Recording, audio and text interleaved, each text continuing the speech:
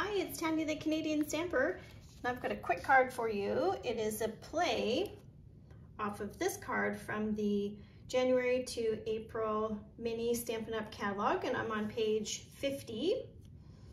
So I'm going to use the designer series paper here, Rain or Shine, 12 by 12, and specifically this landscape one. So sometimes I can't afford to buy all the stamps, all the dies, all the paper, all the things, despite wanting all of them.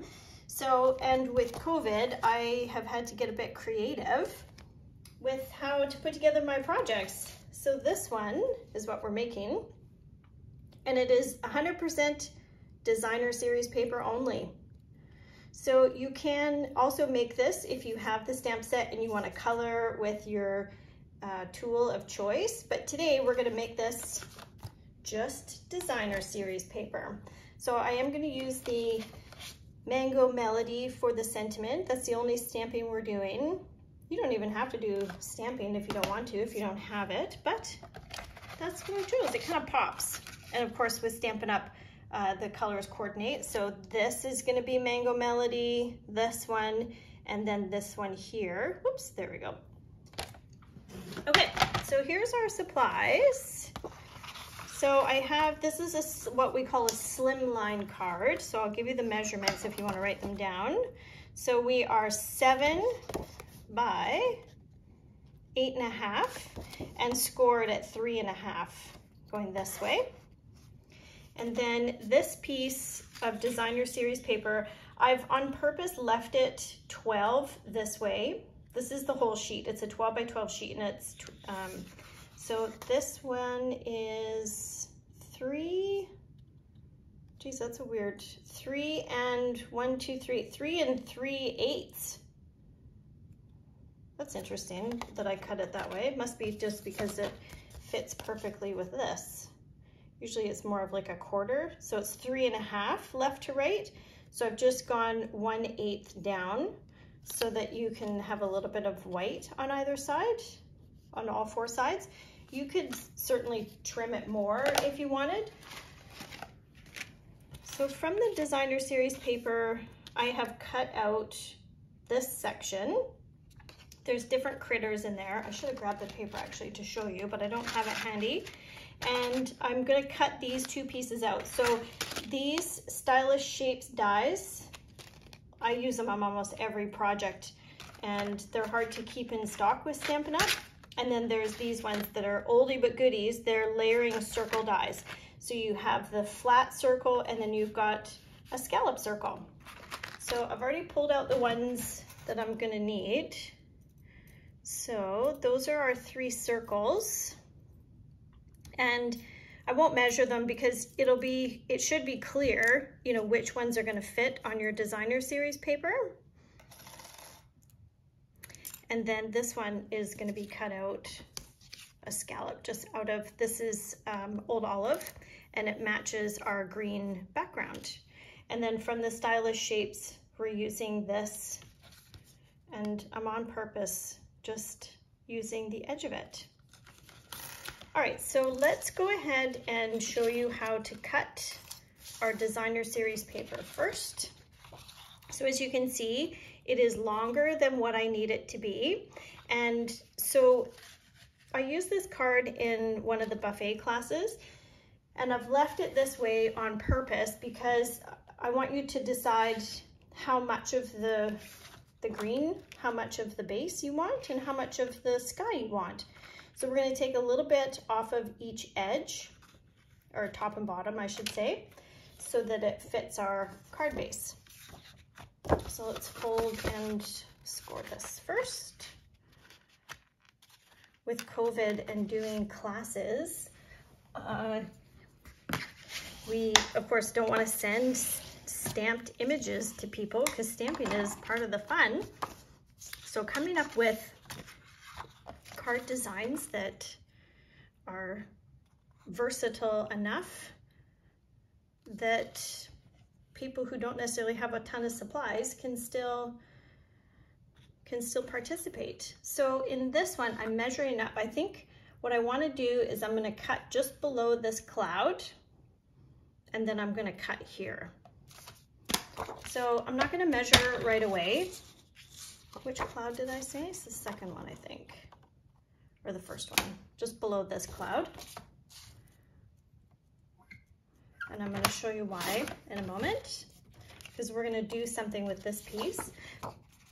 And so now I'm gonna measure. So this one left to right, we already know is right. And then I'm gonna cut this chunk off here. And then that's gonna be my focal background. So let's measure this to see how long we need it. So that is 8 and 1, 2, 8 and 3/8. So I do want to cut from the bottom. Whoops, I have to extend. This is the Stampin' Up! Trimmer. And so this arm pops out and goes all the way to 17. So 8 and 3/8. 1, 2, 3. So save that piece too. You can use that like on a 3x3 card, I think.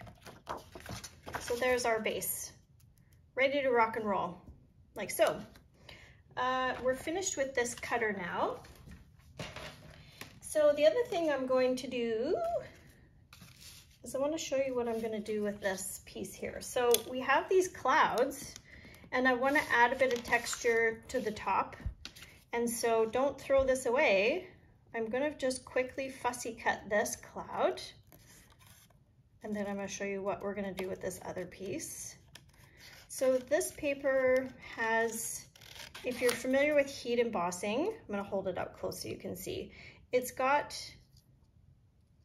you can't really see it in the camera. It's got like a plasticky lip on it almost, as if it's been heat embossed. So it's a bit of texture in the paper, which is fun. Adds some interest. The work is done for you. Okay, so there's our one cloud. And this is probably going to go somewhere in here. Now, with this other piece, one second. I forgot to grab my cloud punch. So similar to our sample project, I'm using a piece of this blue. And it doesn't have to be exact because I just want the edge of it to come off the card. I feel like I just want to rotate and see how much I can get right there. Then you have a happy little partial cloud. Okay, so making good use of all of our designer series paper. I've just put it in my garbage here. This is, I have this as a tutorial on my YouTube channel. It's a collapsible garbage. All you need is a 12 by 12 sheet of paper, a bone folder, and some tape. And then it just sits on my desk for all my little scrappies. All right, let's put these aside, and we're gonna bring out the little mini cut and emboss machine so we can cut our pieces. Let's do the easy one first. So the mini stamp cut and emboss machine comes with all the plates you need to start cutting right away. And right now there's a special going with Stampin' Up! For the starter kit until, I think the special goes right now. Today's January, oh man, I don't know what day of the January is, 11th, 12th maybe? And the deal goes until the end of February. All right, so let's deal with our Stampin' Up! Paper. So I'm gonna nest that right there and put my top on again to make a sandwich. So usually Stampin' Up! Just has one join special, which is in Canada, spend $135. Sorry, the table's shaking. And you get $165 worth of product. And then of course you'll get a discount. Depending on when you sign up, it could be for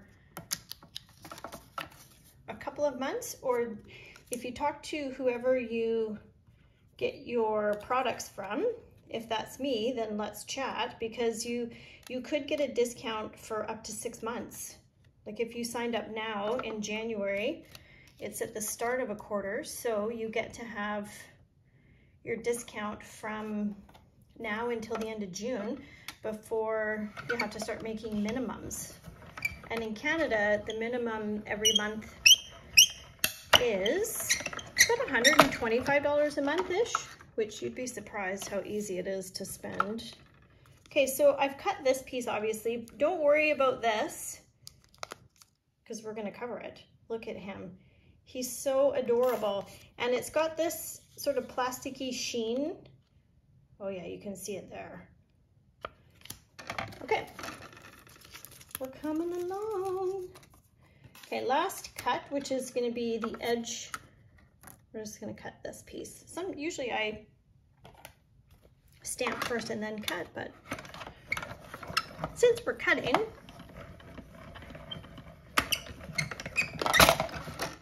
okay. Now we'll get this out of the road and we'll start gluing all of our pieces. So if you want to know more about joining whenever you're watching this, just email the Canadian Stamper at Gmail, and I'm happy to tell you all about it. My team is called the Creative Canadians, and I'm in British Columbia, but it's open to anybody in Canada. If you'd like a discount and some instant crafty friends, that's really what it's about. Initially it was for the discount, but now most of my friends are all my crafty group, which is lovely. They're a really special group of people. I feel blessed to have them in my life. All right, so now we're just gonna take the pieces and we're gonna, what I call dry mount them, so to speak. So here's our little guy. We should name him Tony. I'm gonna name him Tony. And our little piece here, don't worry about that, because then we'll take this piece and we'll just cover it like that. All good. And then we've got this piece. So I think that looks pretty good. Now instead, so on this one I have it coming this way just because of how the clouds are situated, but this one, because I've got some dead space here, I think I'm gonna go there. Yeah. Now this one's a bit crooked on the edge, so I'm just gonna, with a nice long pair of scissors, I'm gonna straighten that up. All right. So now, also in the new catalog is Charming Sentiments. Now I'm just gonna let you have a looky-loo here. Hey There is what I've used. I think I might use What's New. And it's got some fun sentiments. It's not kind of your typical congratulations, thank you, whatever. It does have some of that obviously, but it's got some other fun ones in there. And it's photopolymer, which are the clear plastic ones. And then this is a new stamp case design where you take them off of the plastic sheet. I'm just looking for the one I want to use. You take them off the plastic sheet as I use them, and then I mount them on here, is what I do. Where's my, what am I using? Hey, no, What's New? Where's my What's New? There it is. So you can save this piece. I didn't do a very good job there, I kind of wrecked it. But then save this other film sheet back here. And if you haven't, maybe try and make a shaker card. Because the film, I mean, you could also buy the film from Stampin' Up. But that's free film. I love free. Okay, here's my Mango Melody. Now don't try this at home. But because it's photopolymer, you should really be stamping on a mat. But I didn't bring one to my work surface, so I'm just gonna live on the edge. Oh, look at that, it just fits. I think if I was doing like a detailed image, like if I was stamping Tony, I would definitely want to put a mat under it. And the mat is so that there's a cushion there, yeah? A cushion to get a good impression. Let's use our dimensionals because I want to pop up my little clouds. Yeah, so I guess maybe in the comments, if you want to tell me if you do this, I mean, there's other ways of, you can get stamps and then get like a scan and cut machine and then you don't have to buy the dies. But I wonder what other tips and tricks people can share about what they do. Like do you buy all of the stamp sets and all of the dies if you like them? I had to get creative. Love it. So I think what I'll do is I'm going to glue these down. It's kind of a shame to cover up too much of my scene, like the flowers in behind, but it provides a nice backdrop, I think. And I am going to pop Tony up and the little flowers,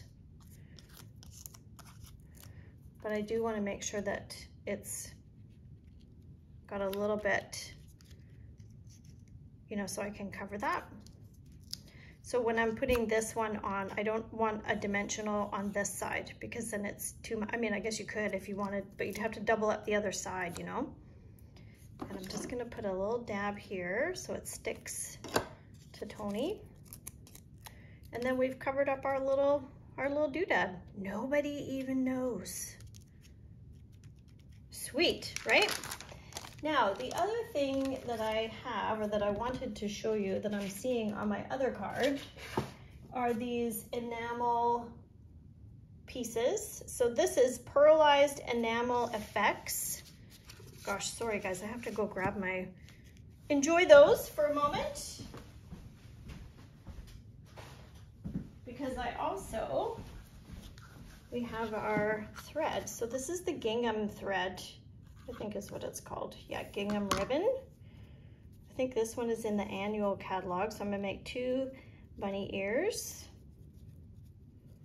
Now I take this piece and wrap it around just so that it kind of trains it a little bit. So that, you know, it comes down this way so my bow is not sticking up this way. And then that looks good.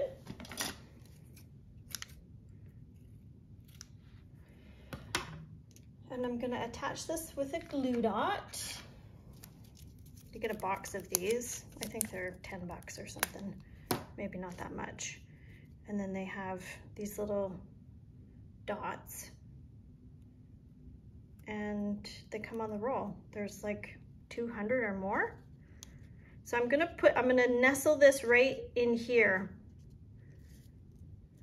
Love it. Now, here's the white one I was telling about. It is pearlized. So I'm gonna hold this up close so you can see. See the dots? This one's a little bit off, but these ones are good. Now, when you're using these, practice on a separate scrap piece of paper or your silicone mat, just so that you can get a feel for what it's like coming out of the bottle. And reminds me, once upon a time I used to work at Dairy Queen, and I would make ice cream cones for people, and so you had to do the little loop at the top, and I kind of feel like I have to loop a bit. That's a little blast from my past, hey? And you're just gonna squeeze as much as you want out of it. So you're gonna squeeze, and then when you're finished, the dot is as big as you want. I kind of ease up on my squeeze and kind of pull up a bit so that the tip rests at the top of the dot. I don't know if that actually makes sense, but there. So now the trick to this is gonna be, you wanna leave these sit. It needs to dry for like a while, hour maybe. So I set this way off to the side, like on my windowsill somewhere, because I'm worried about it getting wrecked. Now, these come in a pack of 3. There is a red bottle as well. And there's just like tons of it in here. So these are brand new to Stampin' Up. And these are also in the annual catalog, which goes until April 2023. Hopefully the Stampin' Up! Will keep them because they're fabulous. And we're finished our project for today, guys. Thanks so much for watching. I hope you enjoyed it. And if you want any of the supplies that I've listed, I'll put it in the comments box below. And my shopping link is there. If you're in Canada, I'd love to help you. And also, if you need a new catalog, whether it be now or in the future, because this will live on YouTube forever, then just hit me up. thecanadianstamper@gmail.com, and I'm happy to send you a catalog and talk to you about your crafting needs and how you can save money too. Enjoy your day, guys. Bye for now.